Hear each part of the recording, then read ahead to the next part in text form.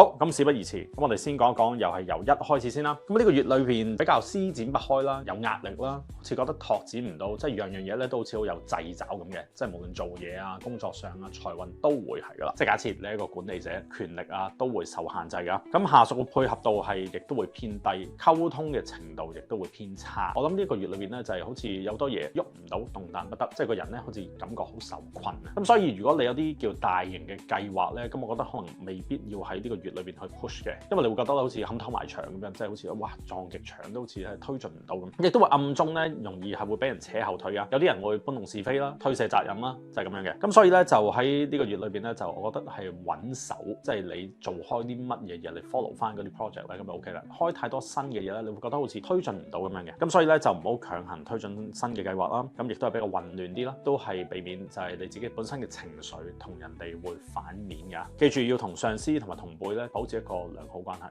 財運方面咧就係要高度警戒啦，即係因為喺呢個月份裏邊咧就係我都話好多啲資金啊各樣嘢咧，你會覺得好似喐唔到。假設有投資啦，即係股票啊各方面咧，喺呢個月裏邊咧，你淨係睇住佢跌，賣你又唔敢賣，入場又唔敢入場，即係會有出現啲咁嘅情況啊。我哋俗稱叫錯聽。咁所以呢個月裏邊就唔好一時嘅貪念，即係聽人哋講，跟住然之後咧就去投資，短線投資啦、賭博啦、投機咧，呢個月份係麻麻地嘅。咁所以咧就避開啲高風險嘅嘢，淨係做翻啲自己本身熟悉嘅嘢，咁啊 OK 啦。就算對方啦話得再好聽啲咧，我覺得自己 study 下先。同埋有時亦都會因為人哋啦，即係一啲叫朋友啊、伙伴咧扯你後腿啊，幫人咧就唔好借錢俾人，唔好幫人哋簽嘢，亦唔好同人哋做擔保啊。健康方面咧就呢個月份就特別容易攰啦，精神上邊咧就成日會瞌眼瞓啊、迷迷糊糊咁嘅狀態嘅，好似老母咁樣嘅。咁所以呢個月份裏邊，我會建議係做多啲運動啦，即係喐下 OK。休息嘅話，最好就係按翻你嘅時段去休息，即係唔好話夜瞓啊，即係咁咯。咁特別係要注意下，即係